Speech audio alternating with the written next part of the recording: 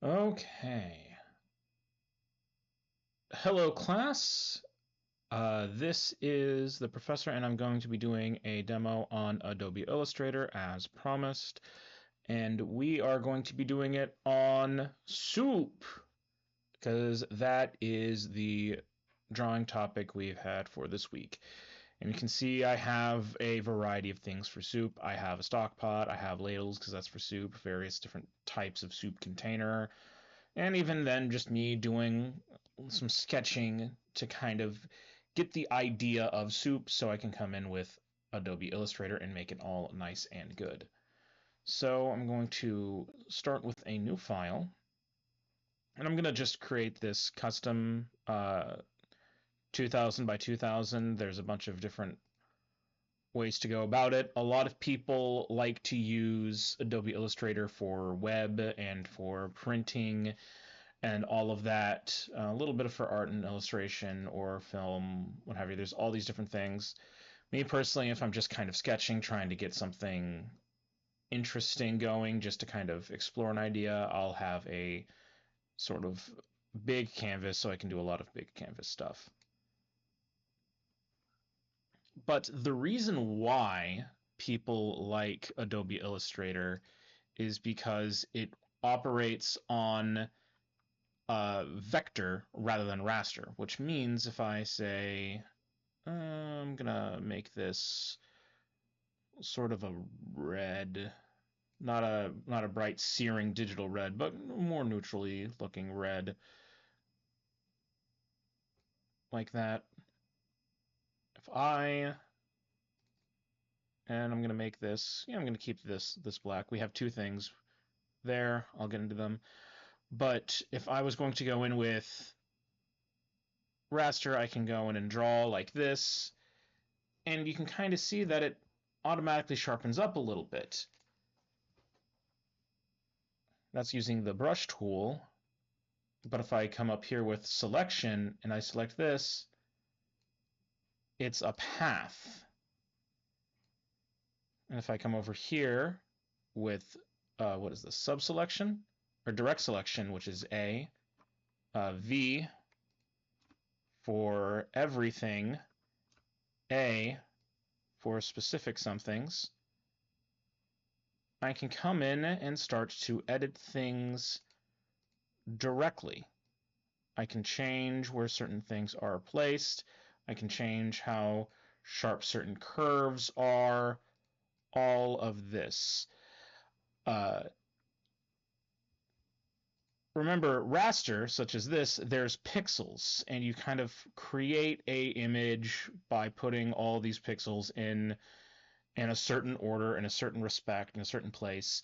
Pixel art is very, very much taking that to the nth degree. Vector is doing a different thing. I'm just going to delete this. Oh, not just that. I'm going to delete the entire path, and you can kind of see me just deleting one thing and create two little somethings. We'll get into how this works. But I'm going to go in with the pen tool over here, and if I create a point here, and then I create a point, well, actually no, if I create a point here, and I just leave it at that, and then another point, and close it out, and you can kind of see my part of my pen tool, like right next to it. It goes from like a circle to nothing to plus. There's all these things happening, all these little operations. As you work with Adobe Illustrator, you'll understand what these are. But if it's just a little circle, that fills it out, and then I can just hit enter, or just kind of click off of it, and click off of it, not hit enter. You'll see that I have a full-on shape.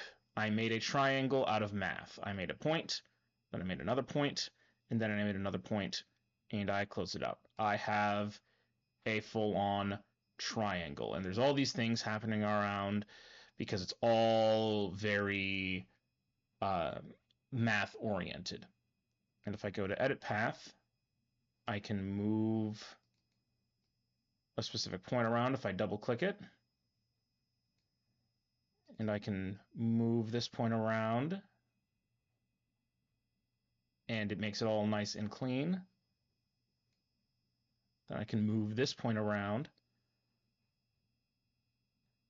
and it sort of snaps into place to create this nice clean triangle. I can start very dirty, and then I can edit it afterwards to create clean shapes. There's other things I can go into make more rounded edges. I can simplify things.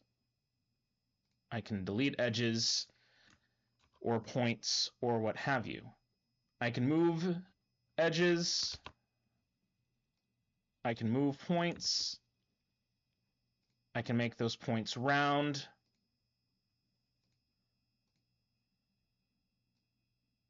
And I could change how round those points are. Not only that, if I go into selection, I think it's selection, and I go in here, I can fill out the shape that I made, and I made it black, but what if I go and make it that nice neutral red again? Already, I'm creating a interesting shape. Now I can come over here, and in the properties panel, you're seeing all the little things that I can do. For example, stroke. I can make the stroke really big. And I have an interesting shape with an outline. Then in this sort of layer panel, I can make a new layer, much like in Photoshop, and I don't know,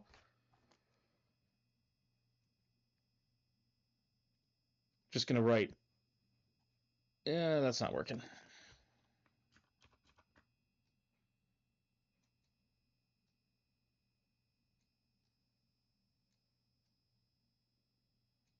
I can write soup on it. Now this weird sort of soup's not working for me, where I'm kind of placing all of this. Maybe if I want to move all of these with, say, Shift and Select, and move this down, and just kind of move this around to try to make this good. So when I drew everything with the brush tool, I made something interesting. If I select, I have the stroke of all of these, but no fill. I essentially made line work. Now, one of the things that you're kind of seeing me do very easily, now I've used Illustrator in a semi-professional capacity for a few years, but not to a great extent. But you're immediately seeing why a lot of people could like this. Instead of going in and drawing something messy and little sketch like this in Photoshop, and it's not looking quite right. In Illustrator, I made something. Remember, this was a triangle. This was a really bad triangle. And then I was able to, with my subselection tool, move things around. And right now I'm making this sort of bowl of soup, but it's too rounded. Why not try to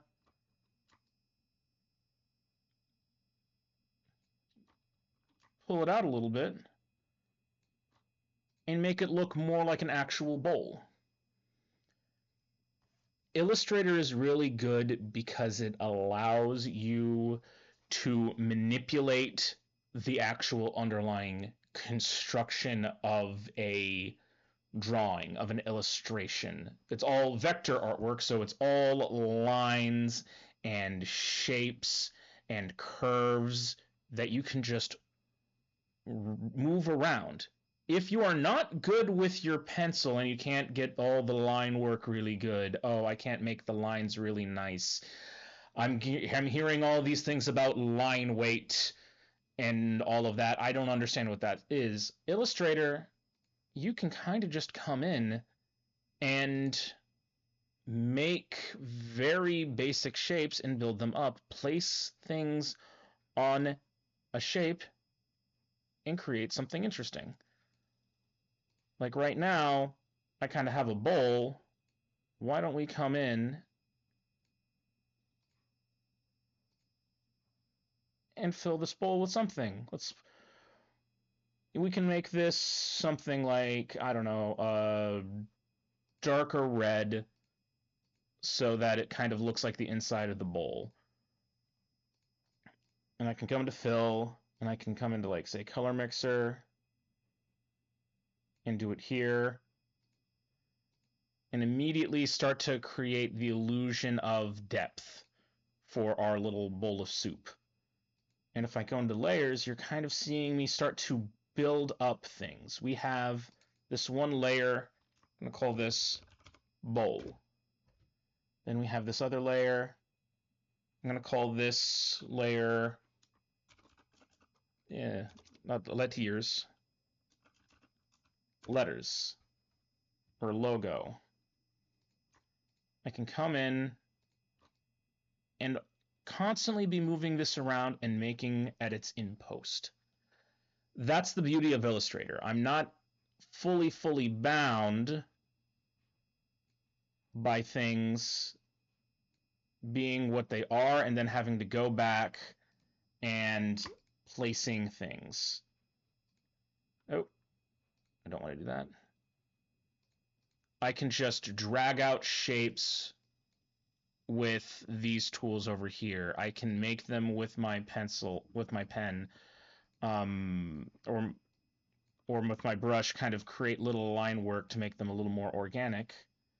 And all the while, I can make this little ellipse on this thing, and then I can select it. It has no fill. I can fill it in. Maybe I don't want that stroke. Maybe I take it out. And I have a little bowl of soup. Now I could go in and try to make little things to add chunks, add we're here. Add these little noodles, add these little carrots, little bits of meat, maybe add a ladle or little creams and onions and all of that. Or I can go in and maybe add this little pop top right here, like so this is a little can of it. So I can come in and make that shape. Now I could start with something like the ellipse tool and just kind of click and make a little something. Let's say 200 by 200 pixel ellipse, and it's just right there. It has the last thing that we did, which was yellow with no fill. And I can move that up, maybe make that the fill of it. Click off of it, go into properties, go into double click fill, and go and maybe try to find a little something in the color wheel. Make it a little gray, or maybe make it a little darker gray.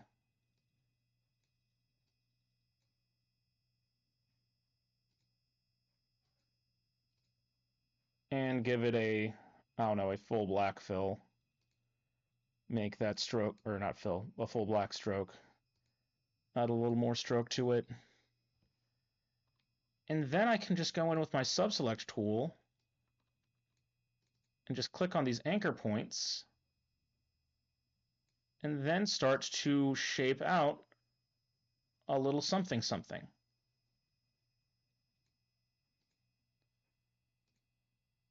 And then come in with my selection tool and just kind of figure out where I want it. Now, where is this layered? This is kind of in my little label. I'm going to change this from letters to label. Maybe I don't want it there. Maybe I want a new layer above everything. I'm going to call this tab. And I can come in and try to make some new and interesting stuff. There's a lot of ways I can do it. I'm going to try to make a little indent, a little hole in this. I'm going to go into subselection. And you can already see the math is trying to take over because it was up here, it was off center, and then I move it down, I'm already in the midpoint. Then I can select this, both of these anchor points, and then move them around. And maybe there's a little something I can do. You have this little dot here. I can move that down, and it creates that little point, and it turns it into a curve. And then I can move this up, then move this down, and then move these wherever I need to move them until I can create a nice, interesting little shape that I want. And there's all these little things that I can do. I can take something away. I could cut the path to various points that I need. All of these are little tools that you will figure out the more you learn how Illustrator works. That's why I'm having you do these weekly drawings, is because I could teach you all the little things, but you still just have to do something. Picking up a tool is literally just getting in and trying to figure out all these little things by sketching.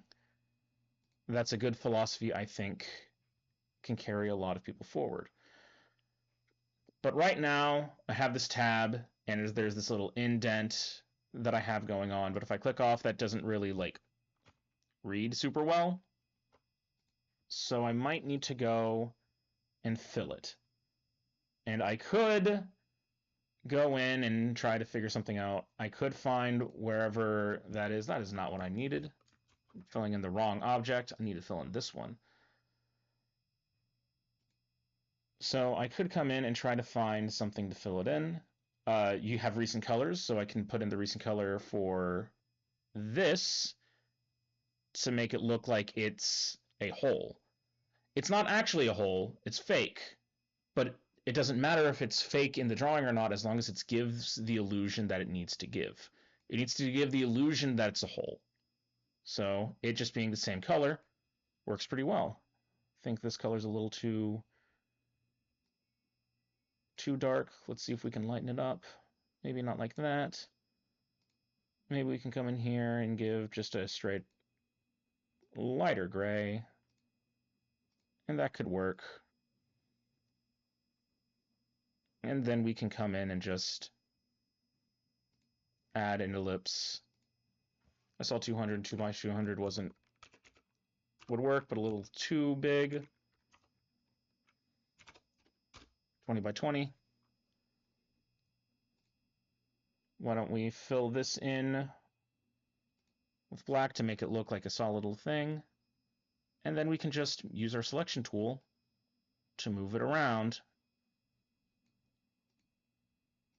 And we got a little thing off the top. The perspective of this is all wonky and weird, but you're still kind of getting the underlying how this works. If we want to add some perspective, I want to add some dimension, a lot of general perspective tips and tricks that work with raster still work with vector. You just have to set it up that way. But one of the things that we can do here is add a gradient. So right now we have this big red just thing in here, and if we come here, we have fill, then we can go into gradient, and we have a lot of options. Gradients are essentially gradual transitions from one color to another color. These can be gradients of hue, gradients of saturation, gradients of value, all of that. A lot of these gradients are straight color mixing but in other programs you can go and do things like dithering, like I talked about with pixel art. But let's just get something like a radial gradient. Actually, no, let's start with a linear gradient. And let's say I want to go from this bright red to a dark red, but not that dark. So I can come in,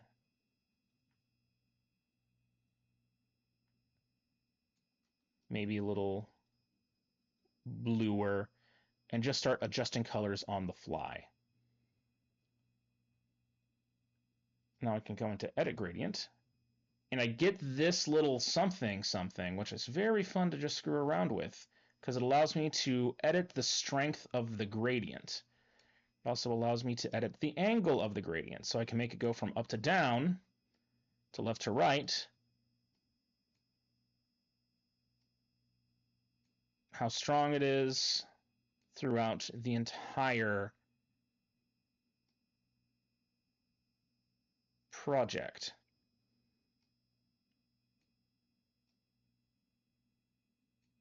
And just that little bit of gradient adds a lot of dimensionality into our soup. You can kind of see it when we zoom out. That's just a linear gradient. If we come in for a different type, such as a radial gradient, and go into edit gradient, the way it all kind of works is a little different. Oop. Let's go back, fill, edit gradient. We're seeing how this all works, and we can add different things in there. We can make the gradient bigger. We could squish it down to give it just a little bit more, again, dimensionality.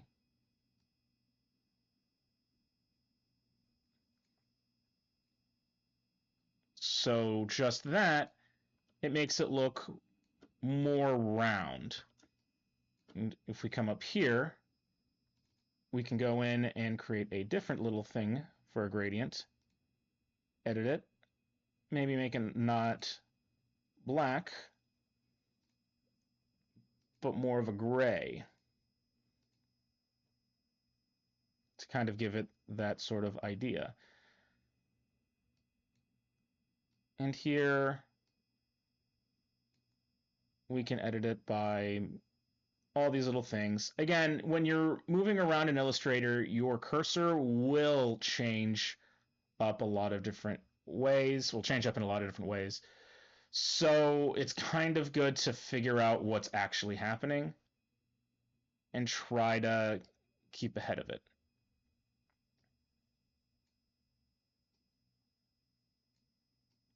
Then I can just move this all around and kind of create this sort of subtle gradient in there that again gives it some more dimensions.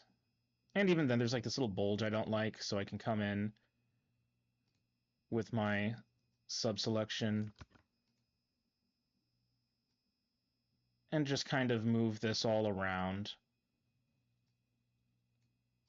to make it look more complete. Remember what this was. This right now is just kind of this little bowl of soup that I created. And if we kind of go back to how we just started, I did something like this. And I didn't even have anything in here. Just this little triangle. But moving things around, trying to find whatever the shape is,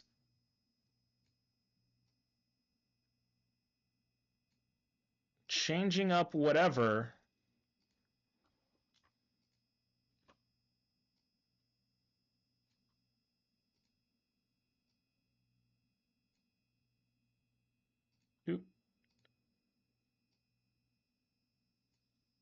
you can really start to figure out kind of what you want out of this entire thing.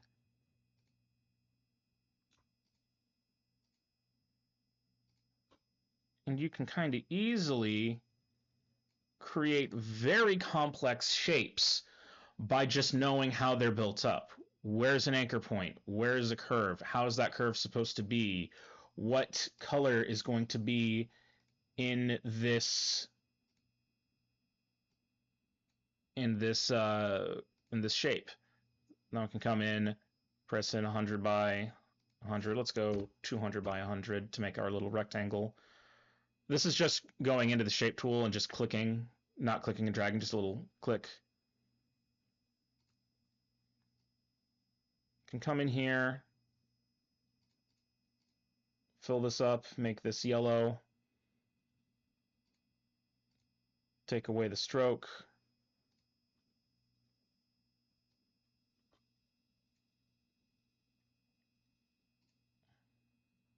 No, I need to move this thing uniformly.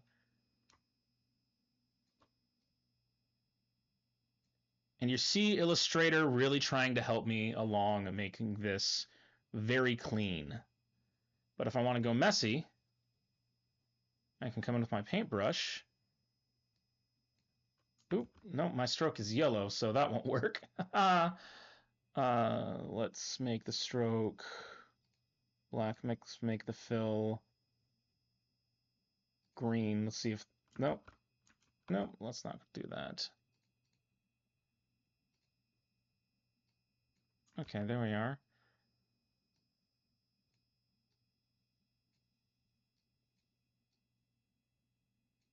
Make this some veggie soup, veg. And just, even though I want that sort of rough hand drawn aspect of the paintbrush, I can still come in and edit it in post. I recommend Illustrator to a lot of people. Ooh, if you double click on something like that, you'll go into a direct little thing where you can directly move all of this around and make something rather interesting. And you can always come back, going back one level, and then going back. It's very similar to what's happening here. So double click, and we're in this layer. Come back, we're in this layer. Come back, we're in the full project.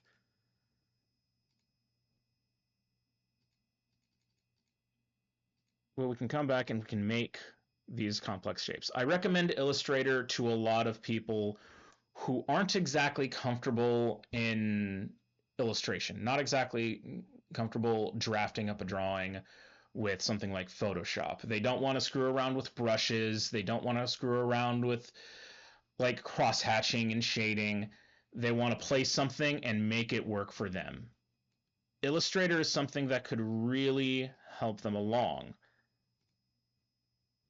because it is very math focused. I think that's good. And you can do a lot with it. So if this kind of feels like something you want to screw around with it for your drawing. Very similar to the way it was with the weekly drawing for spray. One of these, you saw me make this in like 5 minutes. I know what I'm doing, so it might take you 10, 15, but do a couple of these.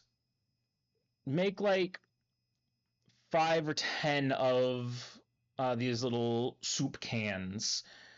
Go and see how you can make a ladle. You can kind of make a little ellipses here, make a curve underneath it, and then a big long rectangle for the ladle, and you can make complex shapes in action. Try to figure out how these tools work.